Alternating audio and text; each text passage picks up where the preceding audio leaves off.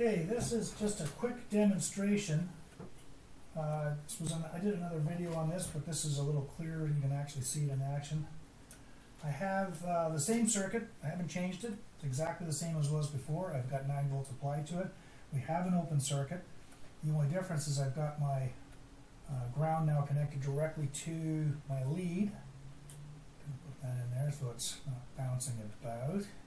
There we go.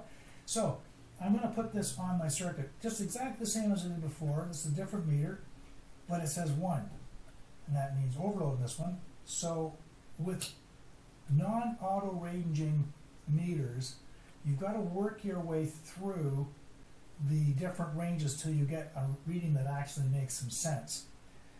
So we started off with the lowest, and I'm going to climb up, and I can still get a 1, climb up again, get a 1, climb up again, and I get a reading of 28.9. Okay, that when I look at this, the top end of that is 200 milliamps, so that's 28.9 milliamps. Let's go to the 10 amp setting, and I get 0.6. Now, in this particular meter, oh, I know what the problem is. I'm supposed to move this because that's the 10 amp. Let's take a look. I'll move that to 10 amps. I've not changed anything on my circuit. It's exactly the same before. Let's see what happens now when I try doing that. And it tells me I got 0.08, which is not the correct reading. If I move it back down to our 200 milliamp, it's not going to give me the right reading because this is now in the wrong location. So when you're working with older meters, and it's entirely possible that you work for a company, they've got a company van, they've got a company meter that they've used forever in the day, and they say just use the one that you got in the van. You have to learn the meter. It doesn't hurt to spend 5 minutes, look the model up on your phone, get the manual online, figure out what it does, and then try it out. Check to see that it actually does what it's supposed to do. And if it doesn't, on these older ones, you have to set the range. Make sure you read not only the function screen, the manual, RTFD, read the function dial. All of those, and of course, make sure your leads are in the right position. All of those will make your job easier and be a safer day, and you get to go home and play. Okay.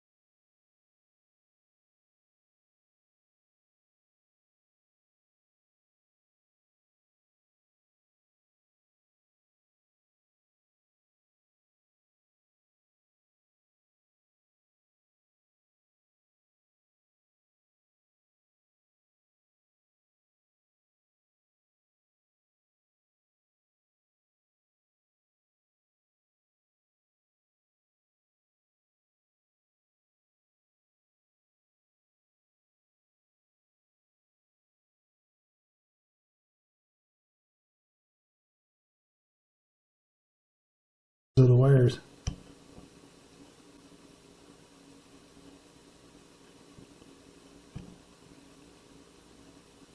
Interesting. Would not have anticipated that. But your job will be to measure each voltage drop as it occurs. You'll first measure the resistance and continue to add the resistance up. So you'll measure these two as a circuit, those two as a circuit, those three as a circuit, those four as a circuit. Once you finish that, you're going to do the voltage tests. So you're going to put your meter onto volts. You're going to apply some power to the circuit. In this case, 9 volts. I have 9 volts, that's good. And you're going to start with each resistor.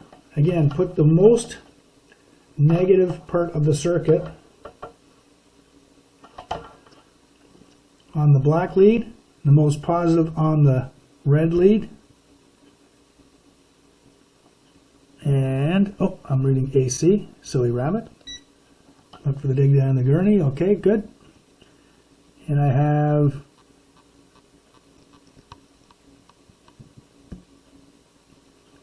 a little less than a volt drop there. Go to the next one.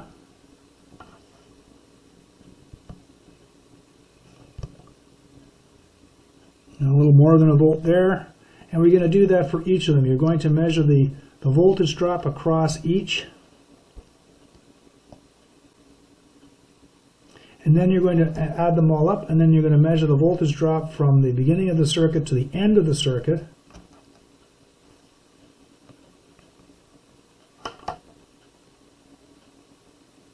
And you should find there's absolutely no spare voltage, that every volt is accounted for from the beginning of our circuit through to the end of our circuit.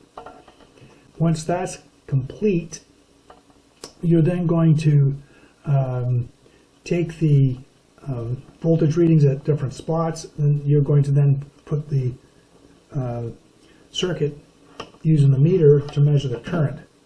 I'm going to try this other meter for demonstration purposes because this meter will not read DC amps. It is designed and built to read AC only, not DC. So that being the case,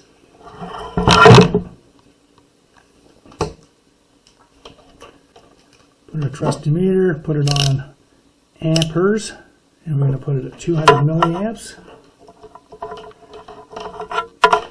And I'm going to use my clamp-on leads.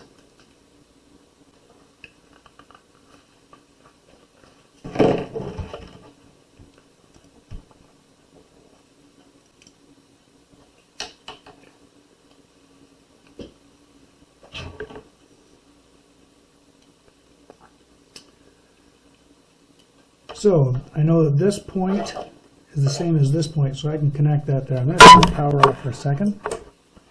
And what we're going to do is we have to open up the circuit so that each one, at some point here, we have to open up the circuit. So I'm going to open it up here. I'm going to take the last resistor and I'm going to swing it off to the side. So it's no longer a part of the circuit. And the only way to complete the circuit is to go through the meter.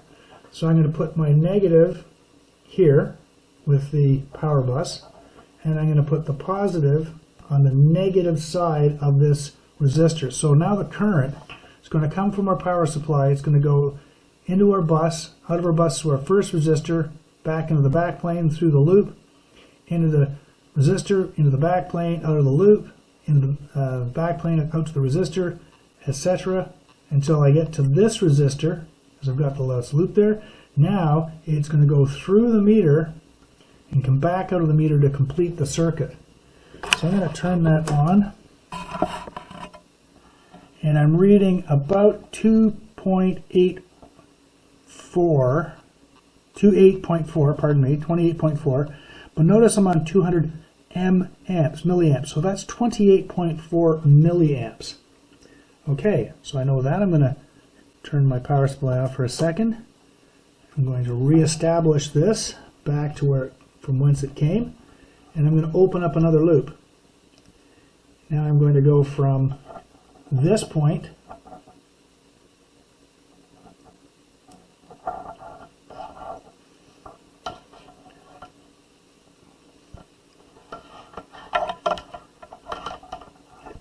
going to take this, I've got to complete the circuit.